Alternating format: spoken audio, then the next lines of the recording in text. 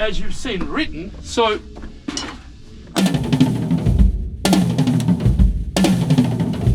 I'm having to really tuck the hands in.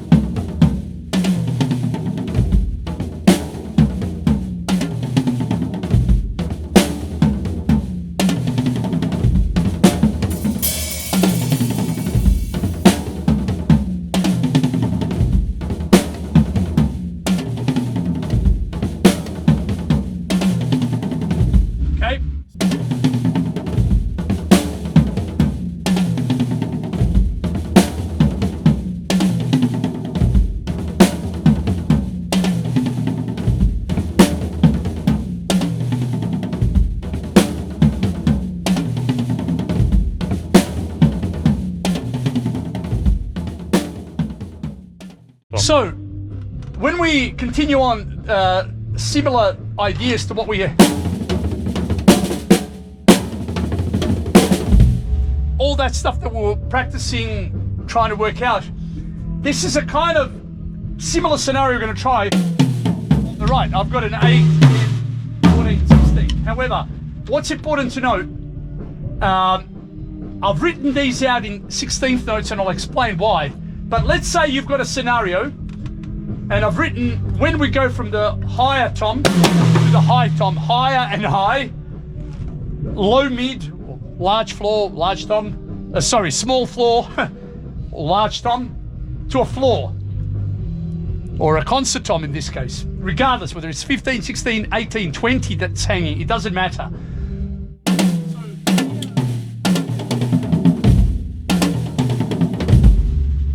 See, you got to catch that.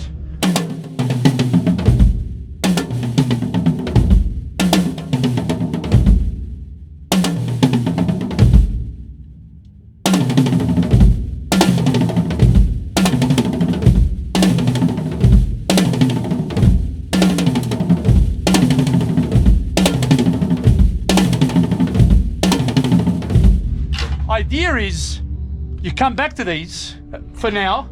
15 like on the previous time and 13 or whatever your size is, it's irrelevant. What's relevant when you're going through these exercises, this rough,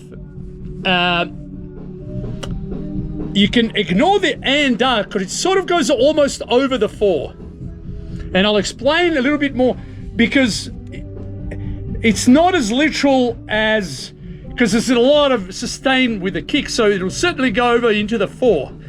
Okay, so you can't take the 30-second note. They're not even really technically absolute 30-second notes because they're it's like a dotted 30-second note that, well, I wouldn't say dotted, but let's say an almost dotted 16th, pardon me, rest before the first one kicks, because it certainly goes over the 4, the very last kick, which I play with the right.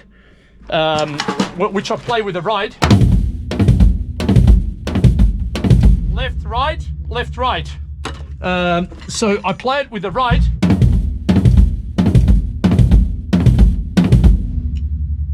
So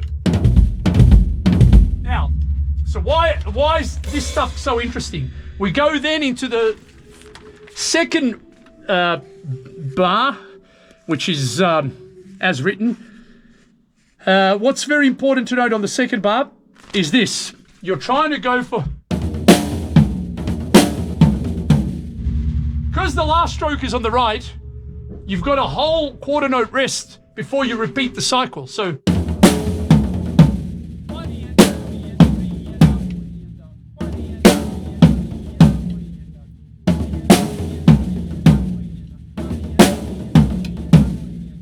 okay, so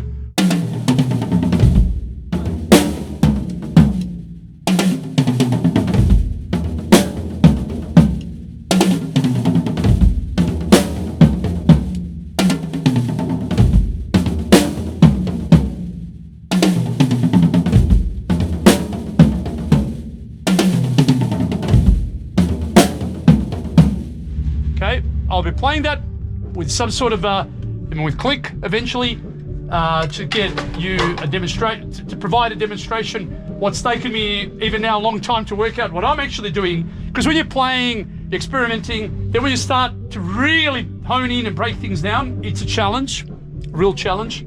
But this is very useful stuff that can make your fills, drum breaks in certain soloing sections or aspects of the song, or just solo drumming in general. It can make a more colorful scenario for you. So hope you'll enjoy the rest of the video, and here's the rest of it. As we continue on with it, very important aspect to really note is the following. So ignore the tinniness out of the 15. Okay, ignore it for a moment.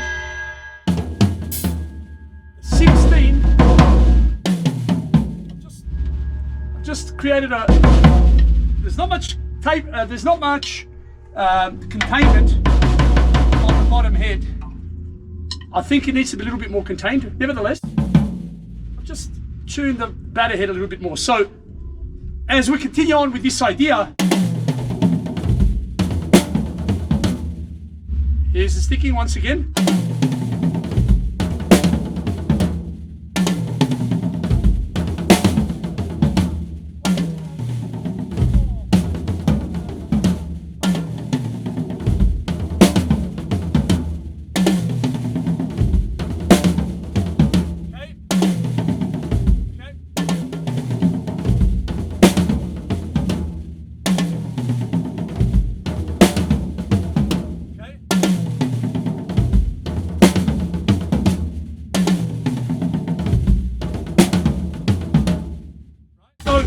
It's a sort of playing that will help you along the lines of it.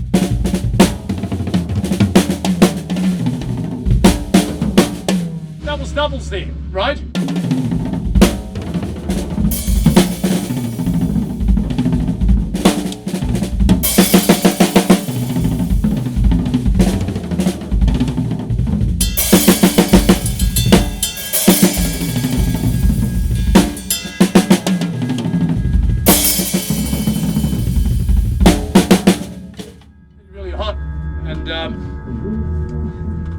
Really hot.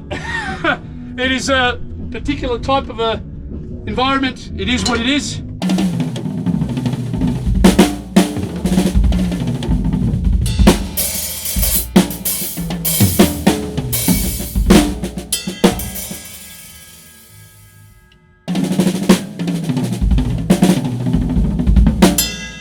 That's the issue you're going to have on setups that are not floating. You're going to have a major issue with a sustain on your larger toms with doubles. I cracked the stick a moment ago. Just got to find a more suitable, just a slightly, pardon me, a slightly heavier stick. Almost too heavy, baby.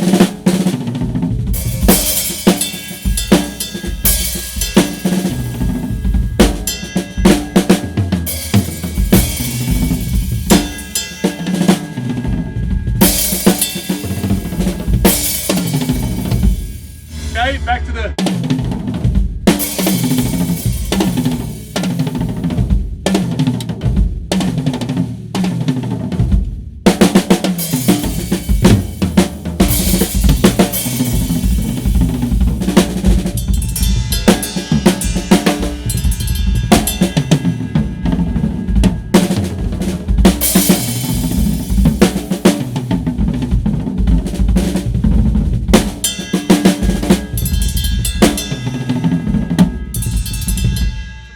tackling, say, double kick and bell.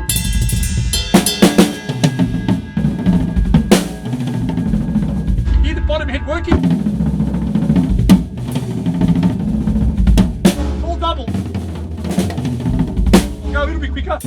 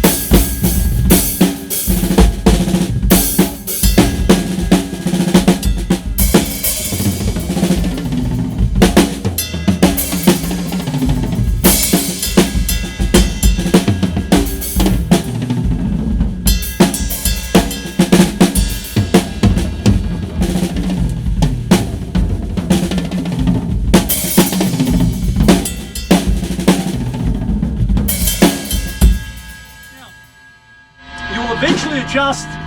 This is still a little bit awkward, the right side to really tackle. It needs to be moved here and there. I've got very tight limitations here, but that's the idea of options you've got when it comes to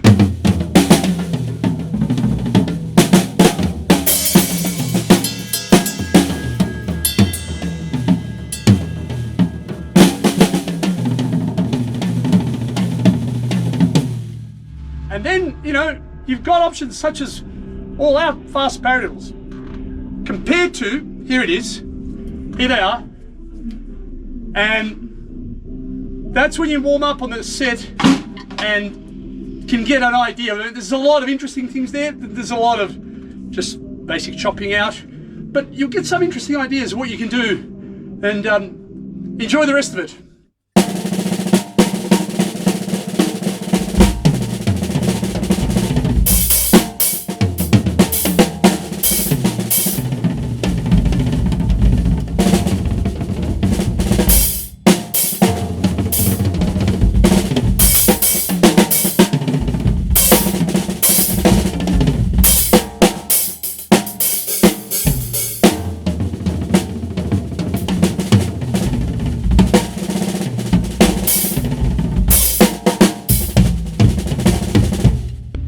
Accent some of the strokes with your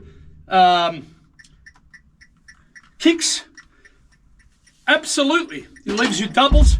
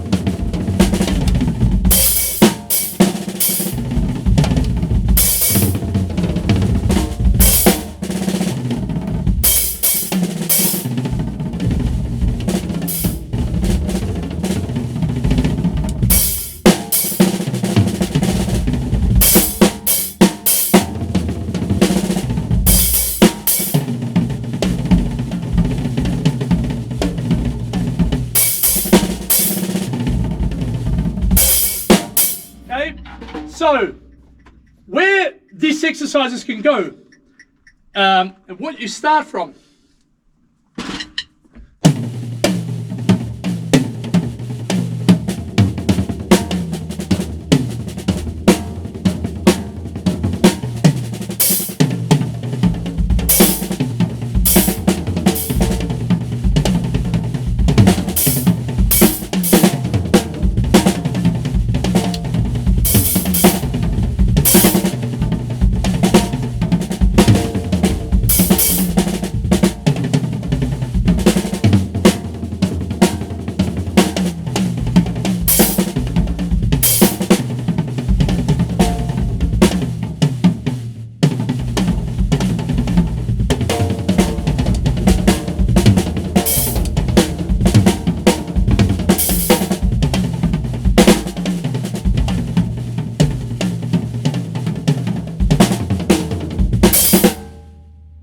You may have noticed, or may not, my 8, the 10 is in between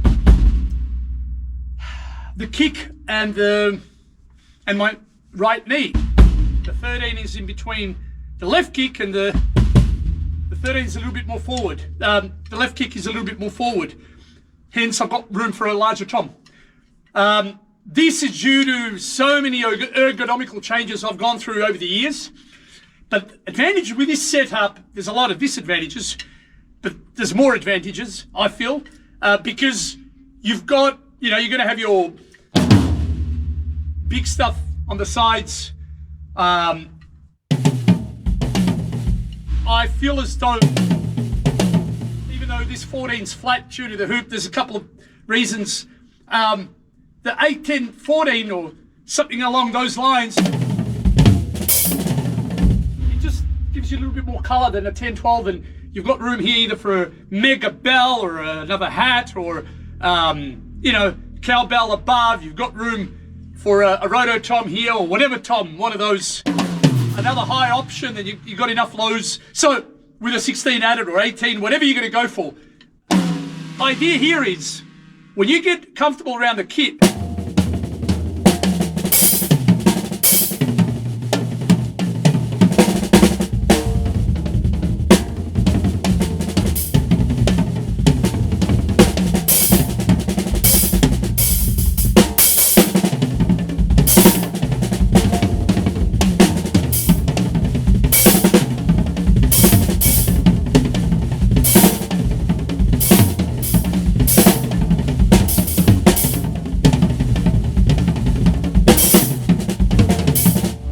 these three toms. The 10 is the central point.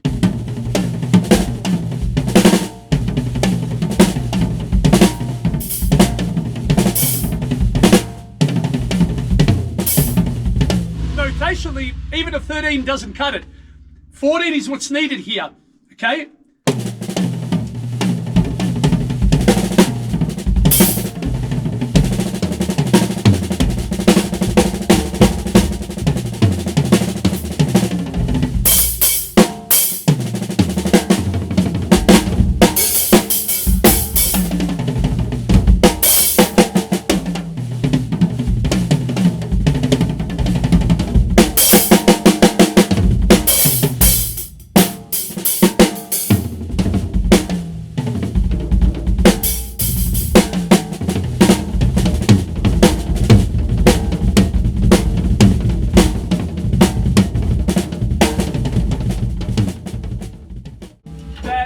It gives you, I guess, motivation to work on